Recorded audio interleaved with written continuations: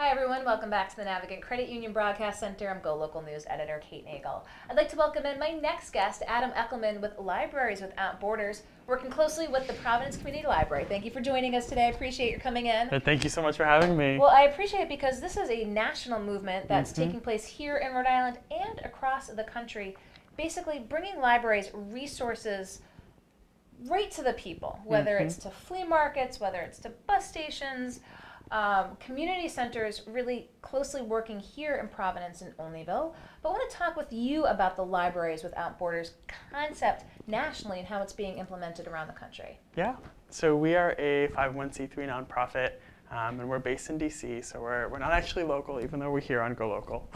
But for us, the biggest question is always, how do we reach people where they are in the spaces where people are already hanging out with the information that's most relevant to their needs? And so that means, as you said, going to the laundromat, going to the public park, going to, there's so many of these informal spaces where people are gathering that libraries, the physical space might not be, but it's still a way of reaching families. In particular for us, our mission is to reach low-income families.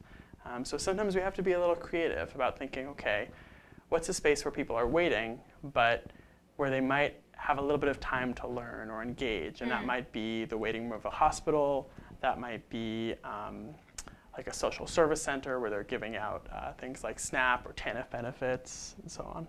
So talk with us a little bit about how you approach it at that national level, and of course tailor it to very local. That's what we're going to get down to where it's been here in Rhode Island, because the program's been running this summer and does have several more weeks as well.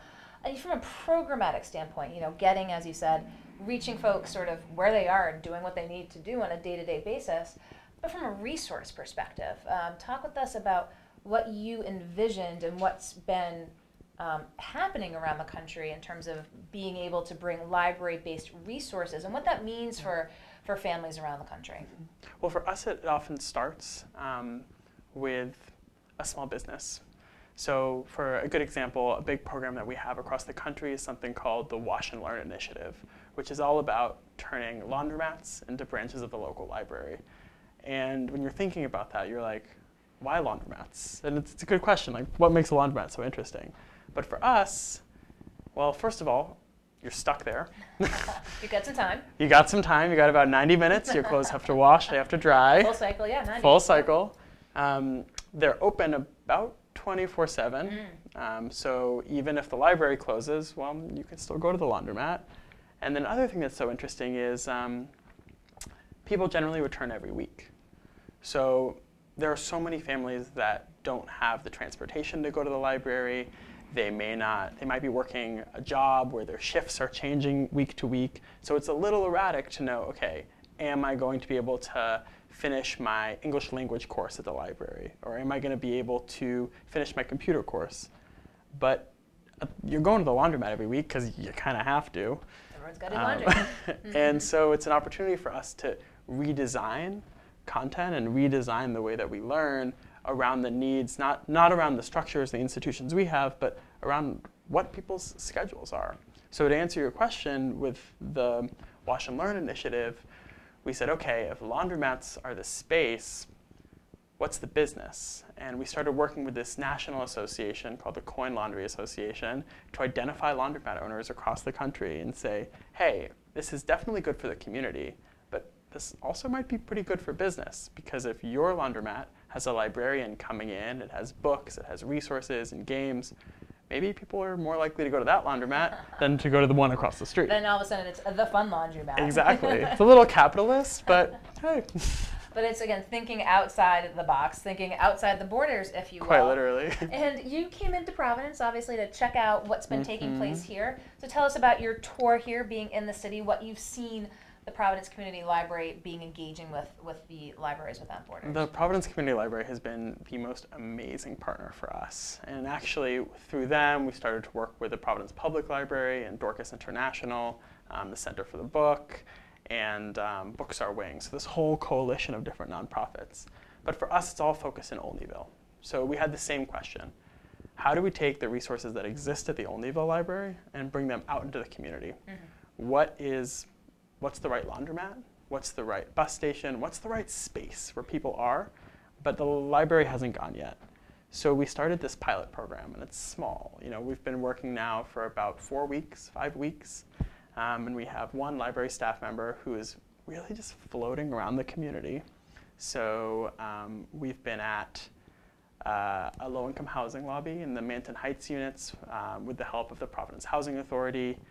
We've been working at a laundromat as well, at a bus station, and one space, or two spaces that we actually just kind of came up with were the flea market on Manton Ave, and there's a liquor store as well right near the Manton Heights housing units. So we started bringing a librarian there as well, because we figured, hey, if that's where people are, let's try it out. So you talk about this being the pilot program both here in Olneyville and taking place around the country. Is there potential to reach out into additional communities as well? Yeah, so for Olneyville, we found two spaces were really, really successful. The first was the laundromat. Again, for all those reasons I said. People are waiting, people are coming back every week, and it's open often. One great thing about the laundromat we're working at in Olneyville is that it also has air conditioning. Ooh. So in the summer, you can't beat it. Another space that we've really enjoyed working in is the flea market. It's got a big crowd, and some days, some Saturdays, it's been a little hot, but what's nice about it is that when our library staff member is talking to people, a crowd starts to gather. When we start talking about the resources that are at the library or the resources at Dorcas and how to access them. A big question for us has always been not just what's available, but how do you access it? So how do you go online and find these resources? What's the way to get to the library? What's the way to get to Dorcas? And as we think about outside of Olneyville, there's a lot of need. And there's a lot of these spaces throughout the city. Providence is an awesome city, and I've loved working here.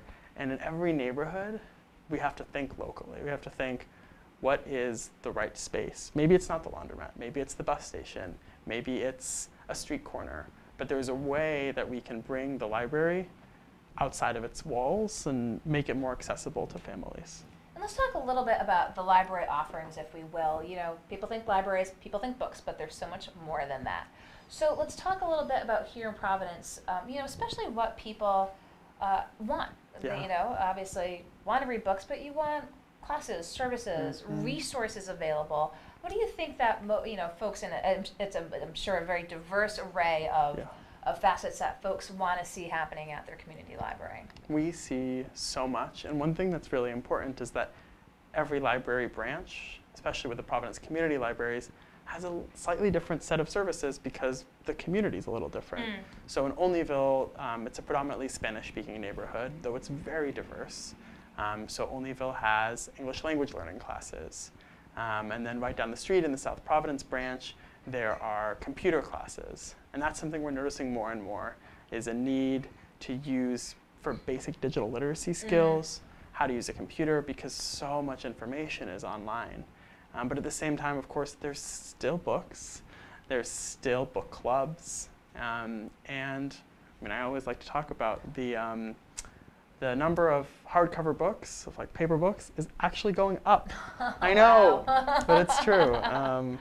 So people are still reading, children are still reading, and there's so many different ways of helping people access information. And that ultimately is our mission at Libraries Without Borders, but it's also the mission of a library, to make information free and accessible to everybody. Well, this program has been going on throughout the summer. We'll continue for a few more weeks. We'll provide those dates if folks are interested to see in the Olneyville neighborhood where these resources are available across the area.